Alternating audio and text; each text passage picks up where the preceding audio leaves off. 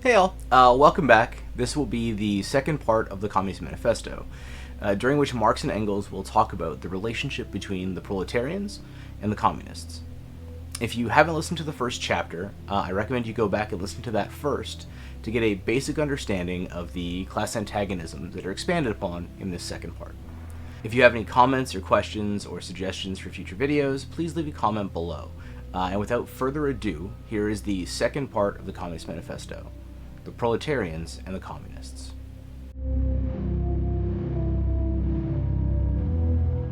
In what relation do the communists stand to the proletarians as a whole? The communists do not form a separate party opposed to the other working class parties. They have no interests separate and apart from those of the proletariat as a whole. They do not set up any sectarian principles of their own by which to shape and mold the proletarian movement. The communists are distinguished from the other working class parties by this only. 1. In the national struggles of the proletarians of the different countries, they point out and bring to the front the common interests of the entire proletariat, independently of all nationality. And 2. In the various stages of development which the struggle of the working class against the bourgeoisie has to pass through, they always and everywhere represent the interests of the movement as a whole. The communists, therefore, are on the one hand, practically, the most advanced and resolute section of the working class parties of every country, that section which pushes forward all others.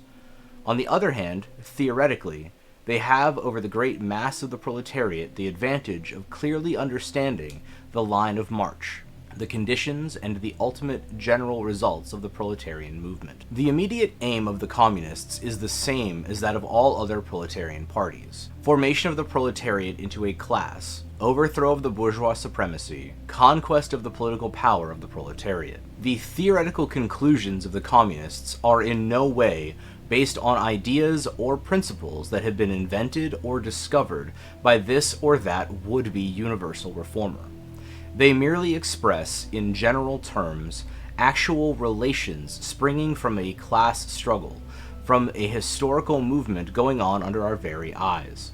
The abolition of existing property relations is not at all distinctive a feature of communism. All property relations in the past have continually been subject to historical change consequent upon the change in historical conditions. The French Revolution, for example, abolished feudal property in favor of bourgeois property. The distinguishing feature of communism is not the abolition of property generally, but the abolition of bourgeois property. But modern bourgeois property is the final and most complete expression of the system of producing and appropriating products that is based on class antagonisms, on the exploitation of the many by the few. In this sense, the theory of communists may be summed up by the single sentence: abolition of private property. We communists have been reproached with the desire of abolishing the right of personally acquiring property as the fruit of a man's own labor, which property is alleged to be the groundwork of all personal freedom, activity, and independence. Hard-won, self-acquired, self-earned property. Do you mean the property of the petty artisan and of the small peasant, a form of property that preceded the bourgeois form? There is no need to abolish that. The development of industry has to a great extent already destroyed it, and is still destroying it daily. Or do you mean the modern bourgeois private property? But does wage labor create any property for the laborer? Not a bit. It creates capital, i.e., that kind of property which exploits wage labor, and which cannot increase except upon condition of begetting a new supply of wage labor for fresh exploitation. Property, in its present form, is based on the antagonism of capital and wage labor. Let us examine both sides of this antagonism. To be a capitalist is to have not only a purely personal but a social status in production. Capital is a collective product, and only by the united action of many members, nay, in the last resort, only by the united action of all members of a society, can it be set in motion. Capital is, therefore, not only personal, it is a social power, and therefore, capital is converted into common property, into the property of all members of society, Personal property is not thereby transformed into social property. It is only the social character of the property that is changed. It loses its class character. Let us now take wage labor. The average price of wage labor is the minimum wage, i.e., that quantum of the means of subsistence which is absolutely requisite to keep the laborer in bare existence as a laborer. What, therefore, the wage laborer appropriates by means of his labor merely suffices to prolong and reproduce a bare existence. We by no means intend to abolish this personal appropriation of the products of labor, an appropriation that is made for the maintenance and reproduction of human life, and that leaves no surplus wherewith to command the labor of others. All that we want to do away with is the miserable character of this appropriation, under which the laborer lives merely to increase capital, and is allowed to live insofar as the interest of the ruling class requires it. In bourgeois society, living labor is but a means to increase accumulated labor. In communist society, accumulated labor is but a means to widen, to enrich, to promote the existence of the laborer. In bourgeois society, therefore, the past dominates the present, and in communist society, the present dominates the past. In bourgeois society, capital is independent and has individuality, while the living person is dependent and has no individuality. And the abolition of this state of things is called by the bourgeois abolition of individuality and freedom. And rightly so. The abolition of bourgeois individuality, bourgeois independence, and bourgeois freedom is undoubtedly aimed at. By freedom is meant, under the present bourgeois conditions of production, free trade, free selling, and free buying. But if selling and buying disappears, free selling and buying disappear also. This talk about free selling and buying and all the other brave words of our bourgeois about freedom in general have a meaning, if any, only in contrast with restricted selling and buying, with the fettered traders of the Middle Ages, but have no meaning when opposed to the communistic abolition of buying and selling, of the bourgeois conditions of production, and of the bourgeoisie itself. You are horrified at our intending to do away with private property, but in your existing society, private property is already done away with for 9/10 of the population. Its existence for the few is solely due to its non-existence in the hands of those 9/10. You reproach us, therefore, with intending to do away with a form of property, the necessary condition for whose existence is the non-existence of any property for the immense majority of society. In one word, you reproach us with intending to do away with your property.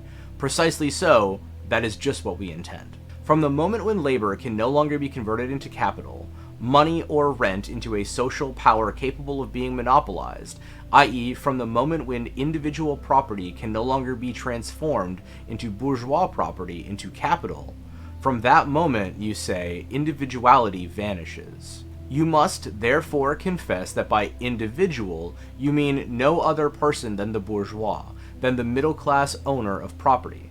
This person must, indeed, be swept out of the way and made impossible. Communism deprives no man of the power to appropriate the products of society. All that it does is to deprive him of the power to subjugate the labor of others by means of such appropriations. It has been objected that upon the abolition of private property, all work will cease and universal laziness will overtake us. According to this, bourgeois society ought long ago to have gone to the dogs through sheer idleness. For those of its members who work acquire nothing, and those who acquire anything do not work. The whole of this objection is but another expression of the tautology, that there can no longer be any wage labor when there is no longer any capital. All objections urged against the communistic mode of producing and appropriating material products have, in the same way, been urged against the communistic mode of producing and appropriating intellectual products. Just as, to the bourgeois, the disappearance of class property is the disappearance of production itself, so the disappearance of class culture is to him identical with the disappearance of all culture. That culture, the loss of which he laments, is, for the enormous majority, a mere training to act as a machine. But don't wrangle with us so long as you apply to our intended abolition of bourgeois property the standard of your bourgeois notions of freedom, culture, law, etc. Your very ideas are but the outgrowth of the conditions of your bourgeois production and bourgeois property, just as your jurisprudence is but the will of your class made into a law for all, a will whose essential character and direction are determined by the economical conditions of your existence of your class. The selfish misconception that induces you to transform into eternal laws of nature and of reason the social forms springing from your present mode of production and form of property, historical relations that rise and disappear in the progress of production. This misconception you share with every ruling class that has preceded you. What you see clearly in the case of ancient property, what you admit in the case of feudal property, you are of course forbidden to admit in the case of your own bourgeois form of property. Abolition of the family, even the most radical flare-up at this infamous proposal of the communists. On what foundation is the present family, the bourgeois family, based? On capital, on private gain. In its completely developed form, the family exists only among the bourgeoisie, but this state of things finds its complement in the practical absence of the family among the proletarians, and in public prostitution. The bourgeois family will vanish as a matter of course when its complement vanishes, and both will vanish with the vanishing of capital. Do you charge us with wanting to stop the exploitation of children by their parents? To this crime we plead guilty. But you say we destroy the most hallowed of relations when we replace home education by social. And your education, is that not also social and determined by the social conditions under which you educate? By the intervention, indirect or direct, of society by means of schools? The communists have not invented the intervention of society in education. They do but seek to alter the character of that intervention and to rescue education from the influence of the ruling class. The bourgeois claptrap about the family and education, about the hallowed correlation of parents and child, becomes all the more disgusting the more, by the action of modern industry, all the family ties among the proletarians are torn asunder, and their children transformed into simple articles of commerce and instruments of labor. But you communists would introduce community of women, screams the bourgeoisie in chorus. The bourgeoisie sees his wife as a mere instrument of production. He hears that the instruments of production are to be exploited in common, and naturally can come to no other conclusion that the lot of being common to all will likewise fall to the women. He has not even a suspicion that the real point aimed at it is to do away with the status of women as mere instruments of production. For the rest, nothing is more ridiculous than the virtuous indignation of our bourgeois at the community of women which, they pretend, is to be openly and officially established by the communists. The communists have no need to introduce community of women. It has existed almost from time immemorial. Our bourgeois, not content with having wives and daughters of their proletarians at their disposal, not to speak of common prostitutes, take the greatest pleasure in seducing each other's wives. Bourgeois marriage is, in reality, a system of wives in common, and thus, at the most, what the communists might possibly be reproached with is that they desire to introduce, in substitution for a hypocritically concealed, an openly legalized community of women. For the rest, it is self-evident that the abolition of the present system of production must bring with it the abolition of the community of women springing from that system, i.e. of prostitution both public and private. Communists are further reproached with desiring to abolish countries and nationality. The working men have no country. We cannot take from them what they have not got. Since the proletariat must first of all acquire political supremacy, must rise to the leading class of the nation, must constitute itself the nation, it is so far itself national, though not in the bourgeois sense of the word. National differences and antagonism between peoples are daily more and more vanishing, owing to the development of the bourgeoisie, to freedom of commerce, to the world market, to uniformity in the mode of production, and the conditions of life corresponding thereto. The supremacy of the proletariat will cause them to vanish still faster. United action of the leading civilized countries at least is one of the first conditions for the emancipation of the proletariat. In proportion as the exploitation of one individual by another will also be put to an end, the exploitation of one nation by another will also be put an end to. In proportion as the antagonism between classes within the nation vanishes, the hostility of one nation to another will come to an end. The charges against communism made from a religious, a philosophical, and generally from an ideological standpoint are not deserving of serious examination. Does it require deep intuition to comprehend that a man's ideas, views, and conception, in one word, man's consciousness, changes with every change in the conditions of his material existence, in his social relations, and in his social life? What else does the history of ideas prove than that intellectual production changes its character in proportion as material production is changed? The ruling ideas of each age have ever been the ideas of its ruling class. When people speak of the ideas that revolutionize society, they do but express that fact that within the old society, the elements of a new one have been created, and that the dissolution of the old ideas keeps even pace with the dissolution of the old conditions of existence. When the ancient world was in its last throes, the ancient religions were overcome by Christianity.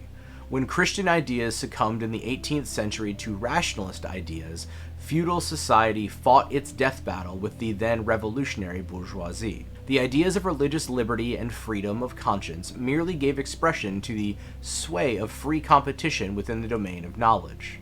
Undoubtedly, it will be said, religious, moral, philosophical, and juridical ideas have been modified to the course of historical development. But religion, morality, philosophy, political science, and law constantly survived this change. There are, besides eternal truths such as freedom, justice, etc., that are common to all states of society. But communism abolishes eternal truths. It abolishes all religion and all morality, instead of constituting them on a new basis. It therefore acts in contradiction to all past historical experience. What does this accusation reduce itself to? The history of all past society has consisted in the development of class antagonisms that assumed different forms at different epochs. But whatever form they may have taken, one fact is common to all past ages: the exploitation of one part of society by the other. No wonder, then, that the social consciousness of past ages, despite all the multiplicity and variety it displays, moves within certain common forms, or general ideas which cannot completely vanish except with the total disappearance of class antagonisms. The communist revolution is the most radical rupture with traditional property relations. No wonder that its development involved the most radical rupture with traditional ideas. But let us have done with the bourgeois objections to communism. We have seen above that the first step in the revolution by the working class is to raise the proletariat to the position of ruling class to win the battle of democracy. The proletariat will use its political supremacy to wrest by degrees all capital from the bourgeoisie, to centralize all instruments of production in the hands of the state, i.e. of the proletariat organized as the ruling class, and to increase the total of productive forces as rapidly as possible. Of course, in the beginning, this cannot be effected except by means of despotic inroads on the rights of property, and on the conditions of bourgeois production. By means of measures, therefore, which appear economically insufficient and untenable, but which, in the course of the movement, outstrip themselves, necessitate further inroads upon old social order, and are unavoidable as a means of entirely revolutionizing the mode of production. These measures will, of course, be different in different countries. Nevertheless, in most advanced countries, the following will be pretty generally applicable. 1. Abolition of property in land and application of all rents of land to public purposes. 2. A heavy progressive or graduated income tax. 3. The abolition of all rights of inheritance. 4. Confiscation of the property of all emigrants and rebels. 5. Centralization of credit in the hands of the state by means of a national bank with state capital and an exclusive monopoly. 6. Centralization of the means of communication and transport in the hands of the state. 7. extension of factories and instruments of production owned by the state, the bringing into cultivation of wastelands, and the improvement of the soil generally in accordance with a common plan. 8. Equal liability of all to work. Establishment of industrial armies, especially for agriculture. 9. Combination of agriculture with manufacturing industries, gradual abolition of all the distinction between town and country by a more equitable distribution of the populace over the country. 10. Free education for all children in public schools, abolition of children's factory labor in its present form, combination of education with industrial production. When, in the course of development, class distinctions have disappeared and all production has been concentrated in the hands of a vast association of the whole nation, the public power will lose its political character. Political power, properly so called, is merely the organized power of one class for oppressing another. If the proletariat, during its contest with the bourgeoisie, is compelled by the force of circumstances to organize itself as a class, if, by means of a revolution, it makes itself the ruling class, and as such sweeps away by force the old conditions of production, then it will, along with these conditions, have swept away the conditions for the existence of class antagonisms and of classes generally, and thereby will have abolished its own supremacy as a class. In place of the old bourgeois society, with its classes and class antagonisms, we shall have an association, in which the free development of each is the condition for the free development of all. Hey y'all, that's it for Chapter 2. Thank you again for sticking around and listening to Marx and Engels' breakdown of the relationship between the communists and the proletarians. I hope you'll join us next time when we read through Chapter 3, digging deeper into socialist literature and differing kinds of socialism. If you have any questions, or if anything we just read through was particularly difficult to digest, please do leave a comment below, and I'll be sure to address those when we do the analysis videos later on. Please like, subscribe, and stay tuned for Part 3. Take care, y'all.